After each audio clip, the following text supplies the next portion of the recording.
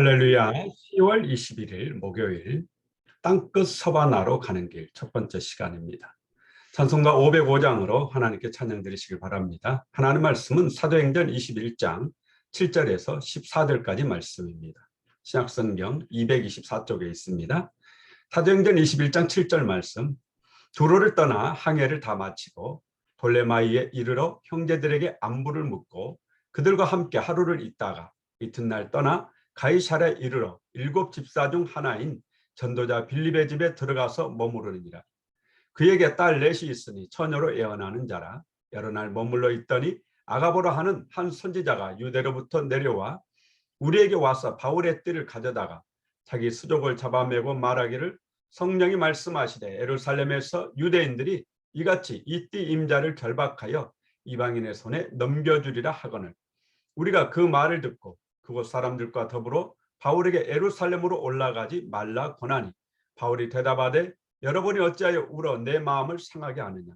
나는 주 예수의 이름을 위하여 결박당할 뿐 아니라 예루살렘에서 죽을 것도 각오하였노라 하니 그가 권함을 받지 아니하므로 우리가 주의 뜻대로 이루어지이다 하고 그쳤노라. 아멘.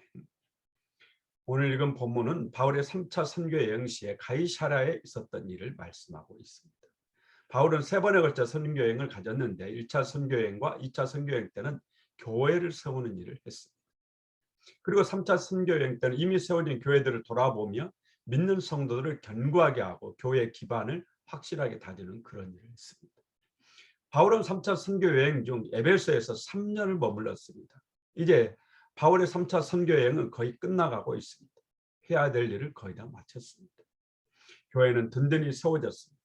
이런 식의 바울은 또 다른 새로운 미지의 세계를 꿈꾸고 있습니다. 바울의 꿈은 로마를 거쳐서 당시 세계의 끝이라고 알려진 서바나에 가서 복음을 전하는 것이었습니다. 바울은 자신에게 주어진 마지막 사명으로 땅끝 서바나까지 가서 복음을 전하고 싶었습니다. 그런데 먼저 해결해야 될 문제가 하나 있는데 그게 바로 예루살렘 교회와의 관계입니다. 바울이 전한 복음은 율법을 지키지 않아도 예수만 믿으면 구원받는다는 것이었습니다. 이것이 올바른 복음이죠. 누구든지 예수님을 믿기만 하면 구원을 받습니다. 다른 그 어떤 것도 필요치 않습니다. 우리를 죄에서 구원하시고 영원한 천국으로 이끄시는 분은 예수님뿐입니다. 우리의 그 어떤 선행도 그 어떤 행실도 구원하는 데 도움이 되는 것은 없습니다.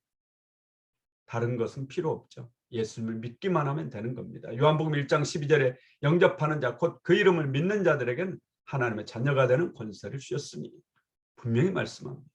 믿기만 하면 하나님 자녀가 되는 겁니다. 믿기만 하면 구원받습니다. 그런 당시 예루살렘 교회 성도들 중에는 그렇게 생각하지 않는 사람들이 있었어요.